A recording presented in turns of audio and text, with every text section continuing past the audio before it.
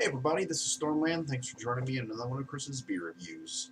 I'm going to be reviewing the Nogne Imperial Stout.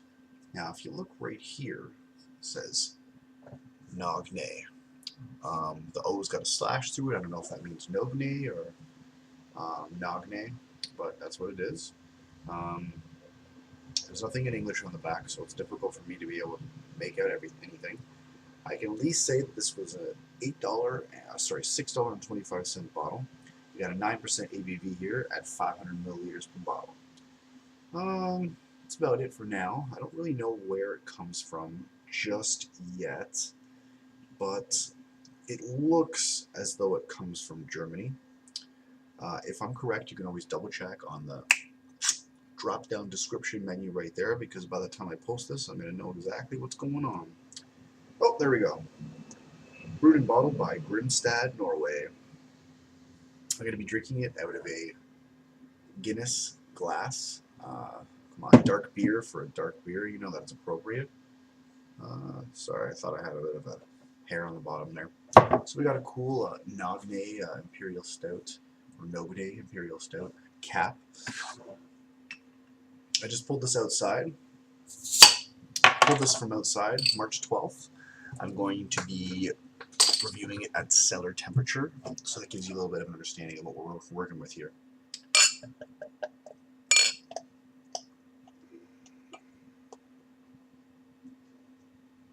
Alright, so even though I poured it reasonably, we got, almost for the first time ever, I got a 3.5 finger head here. Clearly you can tell that this is not a white head.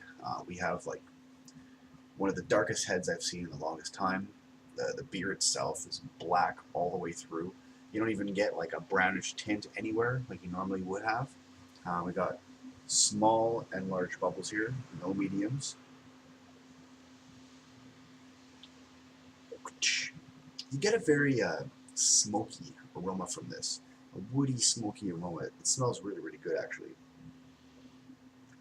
I'm just contemplating the bitterness of this beer as I'm smelling it.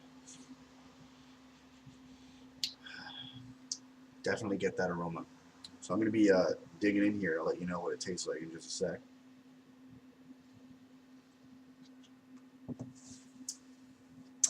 Woo!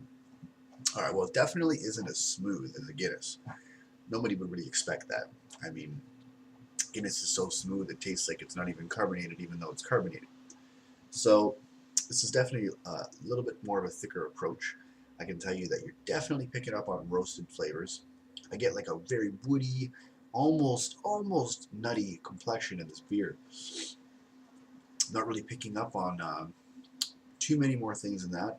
I can tell you that there's definitely a respectable amount of barley in this beer. I'm definitely picking up on that.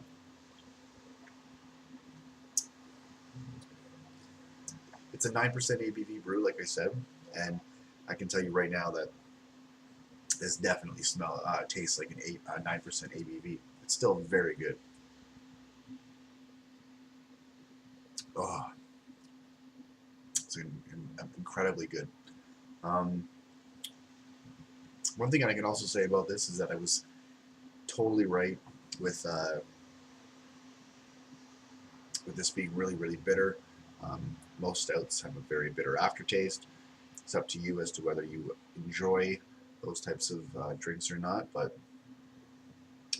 I can understand if somebody, went out and bought like a not best bitter, like a bitter cooking ingredient. I tried some of it and it would be too bitter. But to me, I've never really found a beer to be too bitter. So it really depends on, excuse me, it really depends on your acquired taste. The head is being very respectable. It was at 3 fingers before, and now we're at what, 2.5, so, or 1.5. So we're working our way around here. That's looking at 1.5 fingers in head every 2 to 3 minutes. So it's actually quite impressive.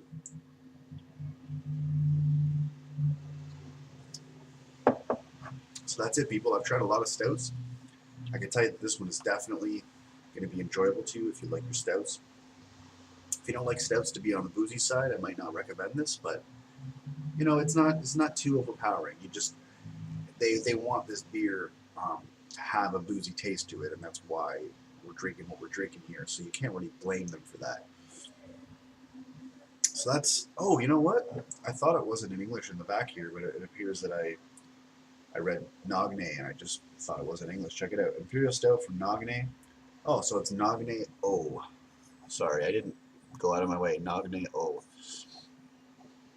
It's a very rich, creamy, and complex black ale with flavors of coffee, chocolate, leather, and dried fruits. Imperial Stout pairs well with dark chocolate, similar desserts.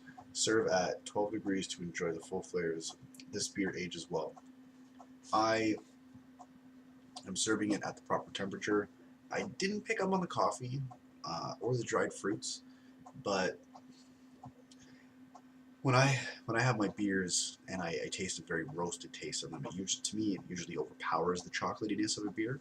So just give me a moment here. I might actually be able to agree with them.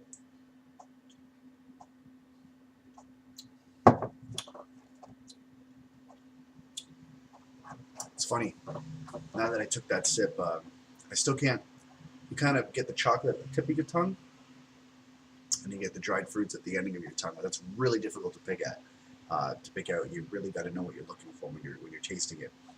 I personally suffer from something where I usually only breathe out of one nostril. So one day it's this nose, the next day it's this nostril, the next day it's the other nostril. So I could probably not be picking up on these things because of that. That's not going to keep me from doing beer reviews. People, come on, who does not want to try a brand new beer? So yeah, I agree with everything that they're saying. Dark chocolate all the way, dried fruits. You know what, eh? When I was drinking the beer, I never once held it in my mouth and swirled it around. As soon as I did that, that's when I was able to pick up the chocolatey flavors, and that's when I was able to pick up the dried fruits. So if you want to get the full effect of this beer, I recommend that you do that.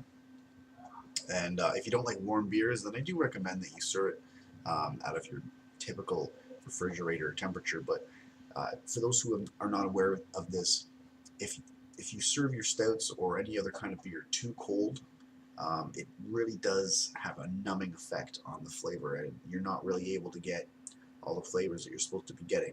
This works positively and negatively, okay?